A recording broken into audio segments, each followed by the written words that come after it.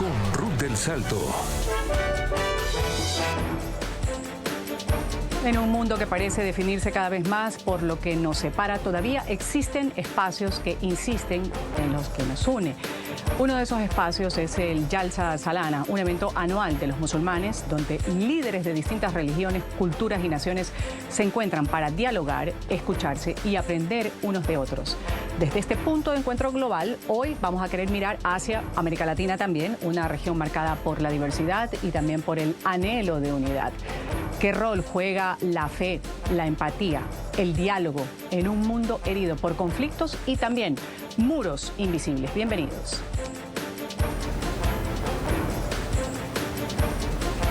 A 50 kilómetros de Londres, en una tranquila granja de la ciudad de Aton, durante 3 días, más de 41.000 personas que dan cita en uno de los eventos musulmanes más grandes de toda Europa, el Jalsa Salana. Este fue el foro anual de la comunidad musulmana Ahmadía. Estoy aquí anualmente, es uno de los momentos más felices para mí.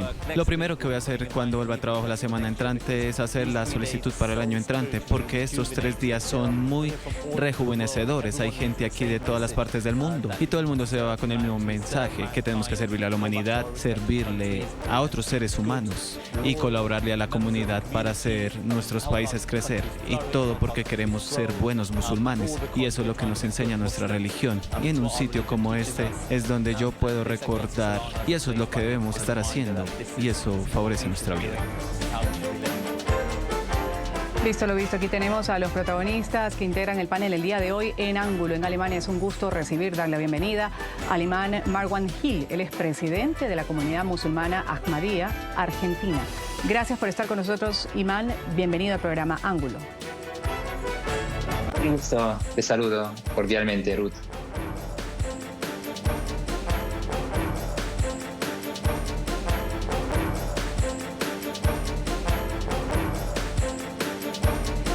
Voy a saludar también en Chile a Rocío Cortés. Ella es profesora en la Universidad Católica de Chile, directora de Relaciones Institucionales con el Islam y el Judaísmo. Gracias por estar con nosotros, Rocío. Bienvenida. Hola, muy buenas. Bueno, buenas tardes para nosotros. Un gusto saludarle. Gracias por estar con nosotros. También en Buenos Aires vamos a saludar y dar la bienvenida a Pablo Gaguero. Él es editor de la sección El Mundo de Diario La Nación de Buenos Aires. Ha escrito algunos artículos sobre esta reunión, este encuentro anual. Gracias por estar con nosotros. Bienvenido. Buena mañana para ustedes ahí en Colombia, Ruth. Saludo a Rocío y a Marwan. Muchas gracias. Gracias a los tres por estar con nosotros. Imán, Marwan, dándole la bienvenida y, por supuesto, la primera pregunta y de rigor. ¿Por qué usted cree que el diálogo interreligioso es urgente hoy? ¿Y cómo fue esta reunión, esta cita anual? Mira, Ruth, vivimos tiempos que quizás ahora en el siglo XXI es una situación tan frágil, tan peligrosa, sin precedentes, donde por un lado tenemos un Medio Oriente que no cesa de sangrar y llevarnos casi a conflictos regionales que tienen todo el peligro y la intensidad de convertirse incluso en guerra mundial, ¿no? Tenemos también encima la guerra en Ucrania y más allá tenemos luego tantos conflictos regionales, locales, donde cada vez hay más voces que prefieren volver a las cruzadas, a las épocas medievales, o simplemente prefieren una época de guerra fría, ¿no? Y por supuesto, cuando hablamos de las relaciones internacionales, de un mundo globalizado, creo que es fundamental reconocer que hay diferencias. Hay diferencias ideológicas, políticas, religiosas y de cualquier tipo. Yo diría incluso es parte de nuestra ADN. Pero llegar a esa conclusión errónea, que las diferencias hay que superar o resolver a través de las armas, a través de guerras, o simplemente ignorar al otro o construir muros, para mí eso no nos lleva hacia un mejor mundo, todo lo contrario, nos lleva hacia una peor humanidad, hacia una peor situación. Y por eso considero cualquier tipo, cualquier forma y cualquier manera de diálogo es imprescindible sobre todo para superar nuestras diferencias. Y en ese contexto, la Jalsa Salana, la Convención Internacional y Anual de la Comunidad Musulmana Ahmadía, es una hermosa plataforma justo para practicar esta experiencia o este método y al mismo tiempo rezar y trabajar para un mejor mundo, ¿no? Porque para nosotros como musulmanes, el Islam literalmente en árabe significa paz. Es una religión de paz. Y nuestra religión nos enseña que si nosotros queremos difundir, promover o llevar la paz al otro o hacia una sociedad o hacia el mundo, esta tarea empieza desde tu corazón. Es decir, que primero hay que llenar su propio corazón, su mente, su interior con la paz. Y en ese sentido, por supuesto, la Jalsa es una experiencia única, no solamente para los miembros de la Comunidad Musulmana Ahmadía, sino que también cada año recibimos muchos invitados, también con ese único objetivo, para que puedan estar presentes y gozar también esa experiencia única, donde por supuesto el enfoque está en los rezos, en los discursos del Jalifa, de su santidad Mirza Masroor Ahmad, quien es el Jalifa de la Comunidad Ahmadía, pero después hay también muchas side events, ¿no? Otros eventos donde uno tiene la posibilidad, incluso como no musulmán, conocer mejor el Islam, derribar ciertos prejuicios y yo diría en general también llenar su propia espiritualidad. Gracias, Imán, por esta introducción. Vamos a conocer el pensamiento de una persona, por ejemplo, no musulmana, Rocío, que es profesora en la Universidad Católica de Chile. Preguntarle, Rocío, ¿qué diferencias, qué coincidencias se descubren cuando se habla entre religiones? Sí, mira qué interesante la pregunta. Muchas gracias por hacerla. Justamente una de las primeras formas de aproximarnos a un otro religioso que cree algo diferente a lo de cada uno o de cada una, tiene que ver con buscar esos similares, esas similitudes, porque además nos hace muy bien como una primera entrada. Entonces, con el mundo de las religiones abrahámicas, el judaísmo, cristianismo e islam, nos decimos ser religiones hermanas porque tenemos un origen común. Creemos en un Dios que crea y que crea todo desde el amor. Entonces, esos son elementos que nos ayudan a encontrar similitudes. Tenemos también libros sagrados que en cada una de estas comunidades ocupan un rol importante. El poder de la oración, el poder de la experiencia religiosa, espiritual, son elementos que nos van, digamos, vinculando y uniendo. Ahora, la misma categoría de abrahámicas en el mundo de la academia se cuestiona, porque dice, bueno, a ver, tenemos a personajes históricos importantes en nuestras tradiciones religiosas que son comunes, como por ejemplo Abraham. Es común para las tres religiones. Sin embargo, este mismo Abraham es visto de forma distinta por cada una de estas religiones. Para el judaísmo va a ser el patriarca, para el cristianismo es una figura importante de lo que llamamos el Antiguo Testamento, el padre de la fe, y en el Islam también va a tener un rol importante a la hora de pensar en la descendencia del Islam. Sin embargo, estas pequeñas diferencias ayudan también a reconocernos como iguales, porque tenemos una experiencia compartida, pero al mismo tiempo distinta, y eso enriquece la experiencia religiosa, la experiencia de diálogo interreligioso. No significa que cuando uno dialoga o cuando uno tiene una experiencia, en nuestro caso de inmersión completa en el encuentro de Jalsa Salana, yo voy a renunciar o convertirme al Islam, que es o desde el Islam convertirse al cristianismo. Esos son un poco esos los miedos que tienen las personas a la hora de pensar en el diálogo interreligioso. Sin embargo, uno cuando hace diálogo busca poner justamente las singularidades de lo que uno cree al servicio del diálogo. Y eso enriquece y uno va aprendiendo. Por ejemplo, y con esto ya voy terminando mi respuesta, la experiencia de comunidad, de servicio, de hospitalidad que pudimos vivir estos 3 días de convención en las que la comunidad toda se vuelca a vivir una experiencia a modo personal, pero también comunitaria. Y en esa experiencia comunitaria no tuvieron nunca reparos en invitarnos, en preguntarnos si estábamos bien, en conversar gratuitamente con nosotros, explicarnos sus motivaciones, pero también sus esperanzas. Entonces, fue, bueno, una experiencia que al tiempo que uno reconocía lo distinto, también iba nutriendo y uno va haciendo la experiencia de decir, a ver, ¿qué tengo yo similar en mi propia fe? ¿Y qué tengo distinto que puede mejorar a partir de esta experiencia? Yo creo que la hospitalidad que mostró la comunidad fue algo que yo me traje hasta Chile y que espero seguir potenciando o repotenciar en mis mismas prácticas religiosas y educativas. Así que, sí. Interesante, Pablo, voy a escucharlo ahora, después de haber escuchado la intervención del imán Marwan, también de Rocío, sobre esta interacción que se da en este tipo de reuniones. Y yo leí en uno de los reportes sobre esta reunión anual de musulmanes que usted realizó en Occidente, decía, el grito es ensordecedor y la coordinación perfecta para pasar de un silencio absoluto antes de abandonar la carpa de dimensiones faraónicas levantada en un área protegida en las afueras de Alton.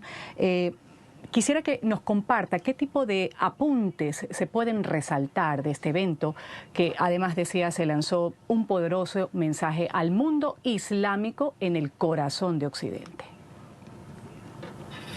Bueno, la primera observación que yo pude tener durante el encuentro fue primero el grado de tolerancia que hay hacia las demás religiones y fundamentalmente, sobre todo el primer día de ese encuentro, el grado de autocrítica que hay de parte de la comunidad ahmadiyya hacia el Islam, respecto de ordenar la casa, como fue el término que utilizó el califa Masroor Ahmad durante el encuentro que mantuvimos con él al finalizar la Jalsa Salana. Yo creo que a partir de esas palabras uno pudo advertir el camino de tolerancia que ciertas comunidades, ciertos grupos mayoritarios, diría, dentro del Islam, están tratando de sostener y de fomentar dentro de esta fe que, digamos, es la más joven de las tres grandes religiones monoteístas. A partir de ahí empezar a construir puentes hacia las otras religiones y empezar un camino de superación y de buscar puntos en común en cuanto a las cosas que nos unen, judíos, musulmanes y cristianos, y empezar a aceptar y a respetar las diferencias. Eso es básicamente lo que encontré en estos 3 días de reunión ahí, y que en este mundo, como dijo Marwan, cada vez más complicado, estamos al borde del abismo, empujados por la violencia, por la intolerancia y fundamentalmente por los extremos que se perciben en varios, no solo en la religión, sino en la política también, que son, digamos, los puntos disruptivos que nos afectan y que están empezando a llevarnos a situaciones que se pueden percibir catastróficas, como estamos viviendo hoy en día, ¿no? Tanto en Medio Oriente como en Europa. Claro, y sobre eso ya vamos a tocar esos temas importantes más adelante también. Esto en cuanto a la reunión de este encuentro anual. Imán Marwan, ahora quiero entrar un poco en el contexto sobre los cuestionamientos también que surgen y que es importante responderlos. ¿Por qué tantos líderes religiosos, dicen muchas personas, guardan silencio ante atrocidades cometidas en nombre de la fe?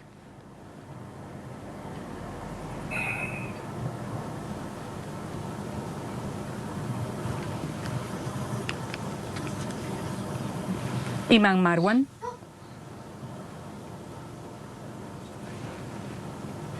Bueno, vamos a tratar de reconectarnos. Imán, ¿nos está escuchando? Sí, ahora sí te Sí. escuché, perdón, Ya, se había decía cortado un poco. hace un momento si podrías, por que favor, existe, repetir. Imán, también. Sí, por supuesto.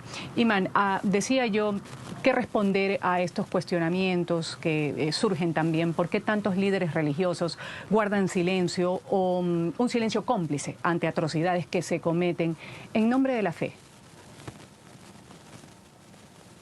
Eso creo que, Ruth, es una muy buena pregunta y lamentablemente trasciende todas las religiones, o yo diría muchas instituciones religiosas, que muchas veces, en vez de representar a rajatabla o 100% de manera auténtica sus valores, su fe, sus textos sagrados, lamentablemente por otros intereses, no corresponden o no responden con tanta claridad hacia los problemas contemporáneos, ¿no? Y eso vemos también incluso ahora, por ejemplo, la situación en Gaza, donde eso sí quiero destacar que, por ejemplo, el Papa Francisco era una de las figuras, o muy pocas figuras, que ya desde el inicio alzaba cada miércoles, cada domingo, su súplica a favor del cese al fuego y criticaba fuertemente, contundentemente, el actuar del ejército del gobierno israelí.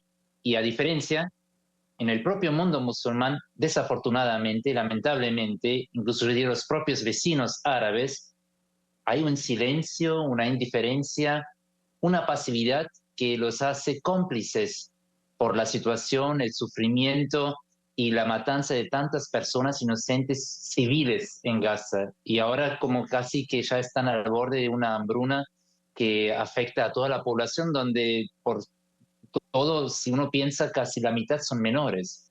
Y eso es lo que también resaltó el Jalifa durante su discurso, que es ahora el momento y ya casi estamos ya sobre la hora que los líderes musulmanes cumplan su rol y su función, sean los líderes religiosos o políticos. Y en este caso, en nuestro caso de la comunidad musulmana Ahmadiyya, por supuesto, nosotros somos una comunidad muy pequeña si nosotros comparamos nuestros números adentro del mundo musulmán.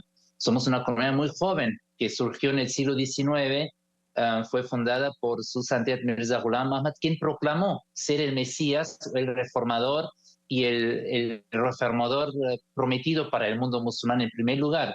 Y hoy en día sí estamos en casi 200 países, pero si nosotros nos comparamos con otras comunidades, tenemos recursos muy limitados. Pero a pesar de eso, lo que nos destaca es que tenemos un liderazgo central y que ese liderazgo responde ante las preguntas contemporáneas o necesarias. Por ejemplo, el Jalifa de la comunidad Ahmadiyya, ya pocos días después del 7 de octubre, públicamente condenó el actuar de Hamas y explicó que el terrorismo no se puede justificar de ninguna forma y sobre todo no en nombre del Islam. Al mismo tiempo, ya pocas semanas después de la invasión o la respuesta, los ataques israelíes contra los gazatíes o los palestinos en Gaza, el Jalifa lanzó a nivel global la campaña Voces por la Paz, donde pidió en primer lugar el cese al fuego, pero también pidió la liberación de todos los rehenes y la implementación de las leyes o las resoluciones, especialmente en términos de la guerra. Y por supuesto, hay nosotros, y hay que hacer, como también ya lo señaló y aludió Pablo, hacer esa autocrítica hacia el mundo musulmán, ¿no? Y eso es, por supuesto, tenemos por un lado la cuestión del Medio Oriente, sobre todo la cuestión de los palestinos, pero también si nosotros analizamos, Ruth, la situación en general en Europa, donde cada vez hay más voces que sostienen la postura que el Islam no sea compatible con los valores occidentales o con las sociedades, para decirlo así, cristianas. Y ahí también hay un silencio o falta respuestas claras y contundentes ante estas preguntas que por supuesto son súper entendibles. Por ejemplo, muchas veces la pregunta en relación con el extremismo, el fanatismo o también la intolerancia.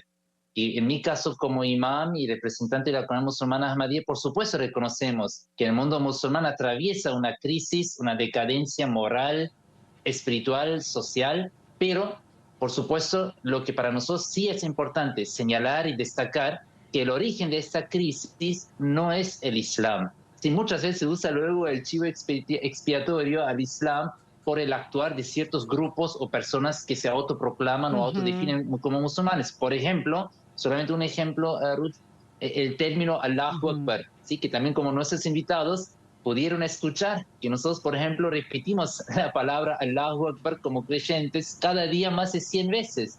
Y no es un llamado hacia la violencia, hacia atentados o acciones terroristas, todo lo contrario, es un llamado hacia la concordia, hacia el amor, hacia la fraternidad. Y por eso creo que es fundamental el diálogo para superar o de alguna forma derribar ciertos malentendidos y prejuicios que existen en nuestras sociedades. Antes de irme a la pausa comercial, quiero conocer el criterio de Rocío, de Pablo también. La misma inquietud para los dos, muy breves en sus respuestas. Rocío, empiezo con usted. ¿Qué decir cuando muchas personas lo cuestionan?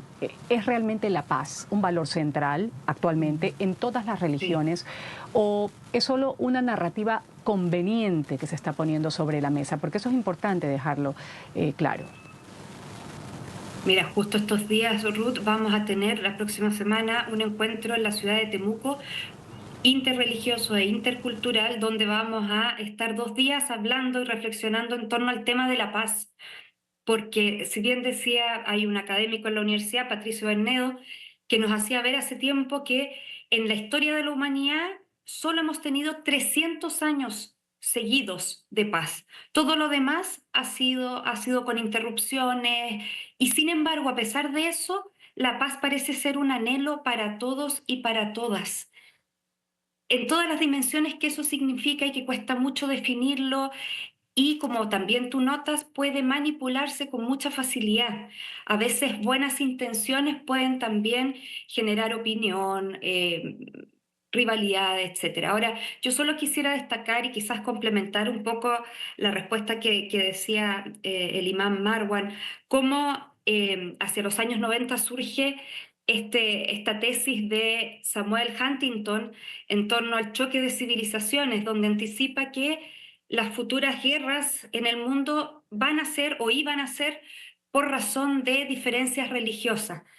Ante esa tesis, algunos apoyan, otros debates. Creo que nos hace mucho bien reconocernos como miembros de religiones el potencial que tenemos para promover valores de la paz. Y en eso creo que la comunidad ahmadí hace una opción importante, económica, de recursos humanos, recursos físicos también. Hay gente que viajaba de distintos lugares del mundo para encontrarse en este encuentro. Entonces, quieren mostrar, hacer un gesto importante en pro de esa paz. Desde la Iglesia Católica también, por supuesto, buscamos reconocernos como herramientas. O sea, si ojalá las religiones viéramos el potencial como herramientas, como canales para potenciar acciones de paz, discurso, lo que sea. Hay diversas formas en las que las religiones o las personas religiosas pueden encarnar estos valores en miras de la paz y la no violencia, en estos casos más extremos que eran los que estaban mencionando anteriormente. Entonces, más bien mi respuesta iría en contra de esta tesis de Huntington tan pesimista y más bien mantener la esperanza en que esta anhelada paz sea parte de la tarea de cada uno y cada una de nosotros.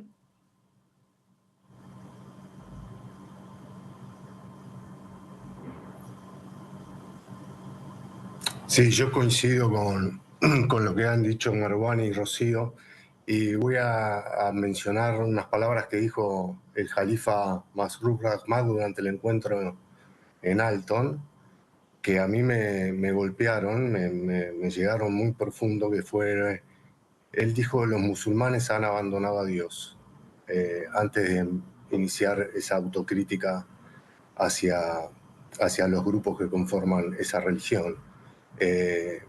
Pero básicamente, viéndolo como periodista también, en las últimas décadas las religiones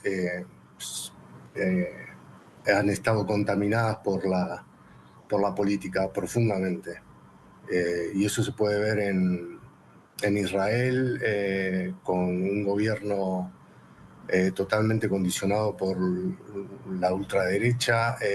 En la guerra de Ucrania, el patriarca de la Iglesia Ortodoxa, Kirill, apoyando la guerra. El Vaticano, teniendo al principio unas dudas sobre las declaraciones hacia la guerra tanto de Ucrania como el Medio Oriente, y eso es muy evidente en la actualidad, en el mundo actual. Así que yo coincido con lo que dijo Marwan sobre esta intromisión de la política en los asuntos religiosos. Pero siempre hay que tener en cuenta que son extremos, son grupos minúsculos, y que la mayoría de los fieles, la mayoría de los líderes religiosos tienen en cuenta los valores centrales, que son la humanidad, la paz y el amor al prójimo, o sea, sostener la tolerancia respecto de las demás fes, de las demás religiones. Vamos aquí a hacer una pequeña pausa comercial. Enseguida regresamos con más de Ángulo. Vamos a seguir hablando sobre la convención anual de la comunidad musulmana, que reunió a más de 46.000 personas en el mayor evento musulmán en el mundo occidental. ¿Qué rol juega la fe, la empatía y el diálogo en un mundo que está herido por conflictos, muros invisibles? Volvemos enseguida.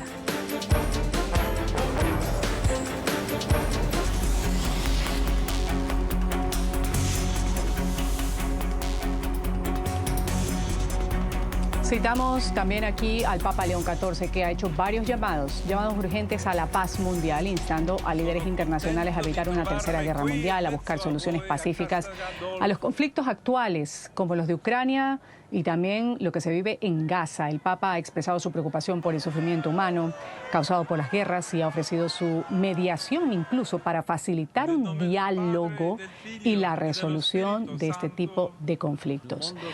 Rocío, el Papa León XIV ha clamado por la paz. Voy a empezar también con el imán Marwan Gil, que ha tenido cercanía también con el mundo católico.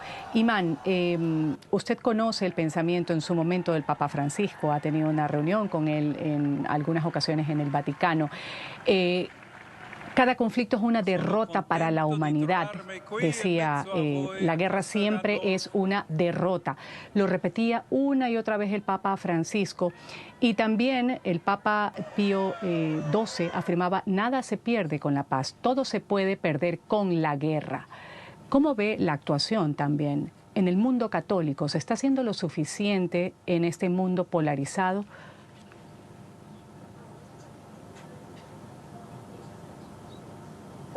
Sí, Ruth, como vos muy bien lo citaste, y en estos días también me resuenan especialmente estas palabras emblemáticas y tan importantes del Papa Francisco, que él solía proclamar que cada guerra es una derrota para la dignidad humana, para el respeto humano. Y eso realmente es muy difícil de entender después de 2 guerras mundiales. Hace poco que atravesamos la pandemia, y desafortunadamente parece que no hemos aprendido como raza, como especie humana, valorar o defender la vida humana. Y cuando hablo de la vida humana, no me refiero, ¿sí? Creo que es importante por un momento sacarnos todas esas etiquetas humanas creadas por nosotros, ¿no? Donde diferenciamos o distinguimos por la etnia, por la religión o por la nacionalidad. No, es fundamental, y eso es realmente, desgraciadamente, lo más triste, que parece que la vida de ciertas personas o ciertos grupos tienen menos valor o menos importancia para nuestros líderes o nosotros que las personas de otros grupos, ¿no? Hablamos ahora, por ejemplo, en Gaza, y todo de manera casi simultánea, en vivo, podemos ver, sentir el sufrimiento de las personas. Y realmente cuesta que todavía nuestros líderes, especialmente de los países occidentales o incluso los países musulmanes árabes, llegan al máximo a sacar una resolución, un comunicado, advierten, piden, reclaman, critican, toda retórica verbal, pero no hay actuar. Y eso es lo que también vemos en general cuando hablamos, que tocamos también hace poco el tema de la paz. Todos anhelamos, deseamos, buscamos la paz, pero queda muchas veces como una retórica verbal o una expresión netamente sentimental que no respaldamos con nuestras acciones, con nuestras decisiones y con nuestro actuar. Y eso es lo que también especialmente señaló el Jalifa en su discurso, que la paz hay que construirla, ¿sí? Hay que trabajar, hay que hacer un esfuerzo por la paz, hay que salir de su zona de confort, e incluso el Islam nos enseña que hay que hacer sacrificios de manera conjunta. Por eso incluso la Convención Anual de la Comunidad Musulmana Ahmadiyya, el lema central es, si nosotros queremos la paz o como humanidad queremos un mejor mundo, entonces tenemos que trabajar todos juntos para este deseo o este camino. Uh-huh. Y sobre eso, Pablo, que usted lo mencionaba en el primer bloque, en cuanto a estos conflictos que estamos poniendo sobre la mesa en Oriente Medio, Israel y Hamás, Rusia-Ucrania, ¿por qué, por ejemplo, en este primero no se logra una solución duradera si el conflicto lleva muchas décadas? ¿Qué pasa con estas peticiones que se hacen, que dice Marwan, importante que todos estén involucrados para lograr la resolución de este tipo de impases? Cuando están los intereses políticos, ¿por qué se vuelve un poco estéril este tipo de unión o de intención de varias partes?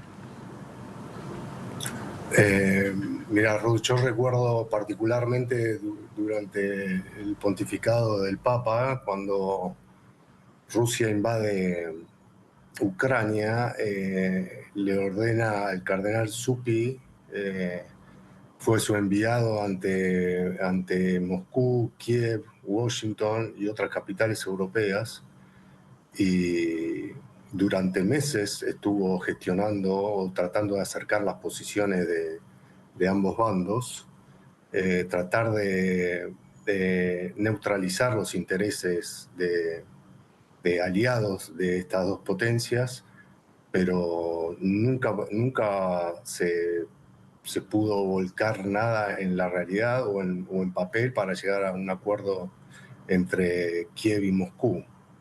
Respecto del conflicto de Gaza, es mucho más complicado, y la Iglesia Católica condenó el poco tiempo, a poco de suceder el brutal ataque terrorista de Hamás, condenó la acción de ese grupo islamista palestino. Pero como dije antes, los intereses políticos y detrás de ellos los intereses económicos, particularmente en estos dos conflictos, son enormes. Y a veces los hombres de fe, los líderes religiosos, se ven trabados por estas circunstancias. Vamos aquí a una pequeña pausa comercial. Enseguida volvemos con las conclusiones del programa en Ángulo. Creer distinto no debe ser una amenaza, sino una oportunidad. Voy a empezar con Rocío, la ronda de conclusiones, y luego le doy la palabra a Pablo y termino con el mensaje de el imán Marwan. Volvemos enseguida.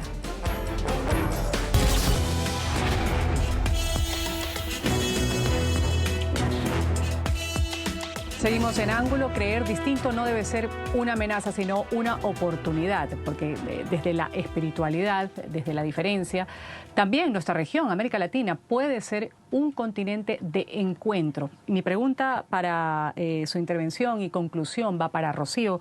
Usted, como profesora de la Universidad Católica de Chile, ¿qué acciones concretas, Rocío, y a manera de conclusión, podrían fomentar más espacios interreligiosos en nuestra América Latina?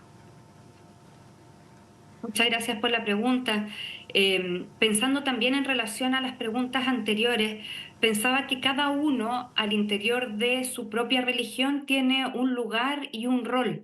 Así como se citaba a los papas de la Iglesia Católica, el Papa Francisco, que hizo tanto énfasis en la paz, y ahora el Papa León, que está insistiendo también en que el diálogo es uno de los caminos para el desarrollo de la paz.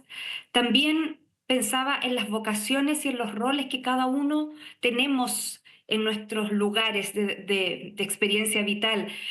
Así como hay personas que están hablando y que están educando, como es mi caso, el caso del imam y también de Pablo, el mismo tuyo, que nos permite también dar un mensaje.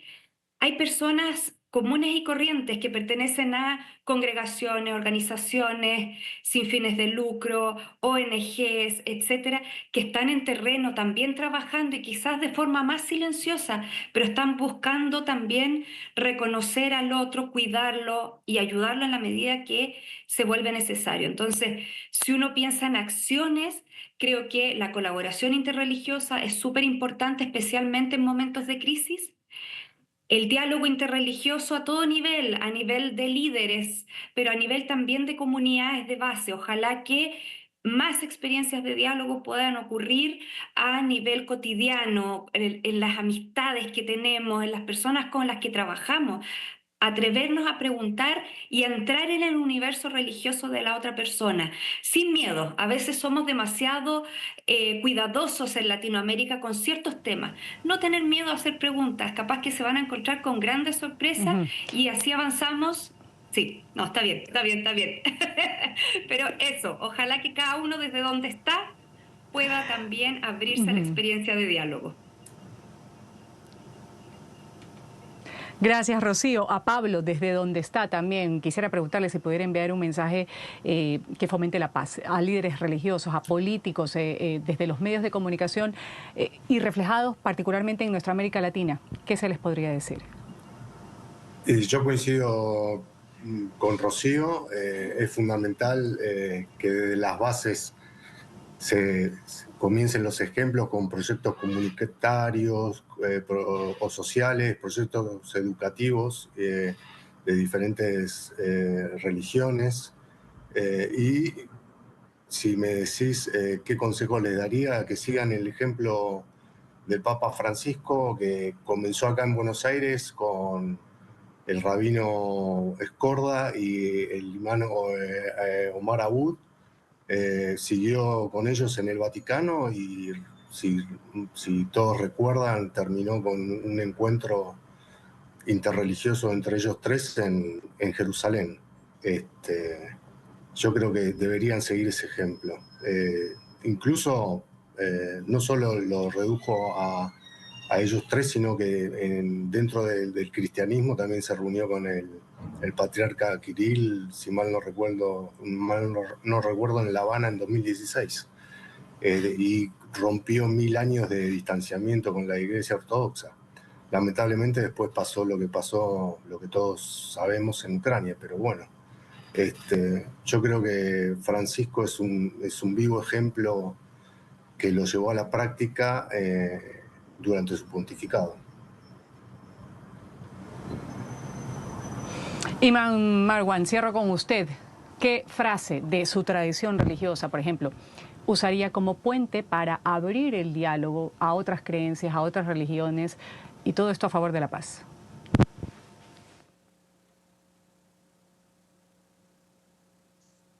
Sí, mira, Ruth, yo creo que hemos llegado a un momento bisagra de la humanidad y a unos pasos, ¿no? Como también ya varios líderes, como el Papa Francisco, también el Jalifa de la Gran Musulmana Ahmadiyya, ya nos advirtieron hace años, yo diría hace décadas, del peligro de una posible guerra mundial.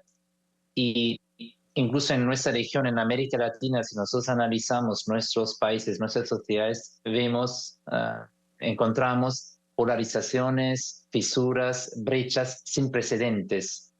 Y ante este desafío, creo que es fundamental que todos los actores, sean civiles, académicos, políticos, religiosos, que unamos nuestras fuerzas para la misma causa, para el mismo camino, que es la paz. ¿Sí? Por eso incluso en el Sagrado Corán se señala y se ordena a los musulmanes que llamen a los cristianos, a los judíos y seguidores de otras religiones. ¿Y para qué llamar? Es muy importante, muy sabio ese punto.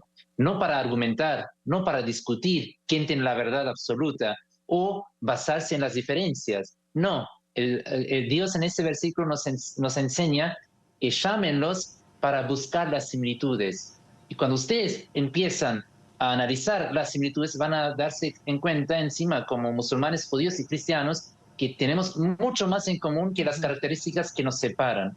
Y por eso creo que es fundamental como sociedades ahora en este momento, o incluso a nivel global, nuestros líderes, que pongan la prioridad en la paz a través de establecer principios de justicia.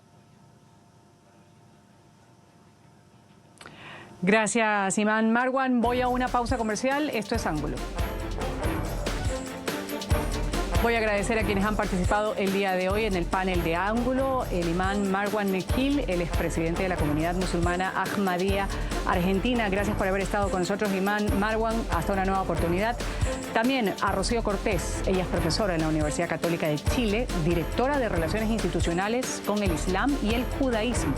Y también mi gratitud para Pablo Gaguero, él es editor de la sección El Mundo de diario La Nación de Buenos Aires. Muchas gracias a los tres. Me despido, soy Ruth del Salto. Esto ha sido el programa Ángulo. Ustedes sigan con la señal de NTN 24.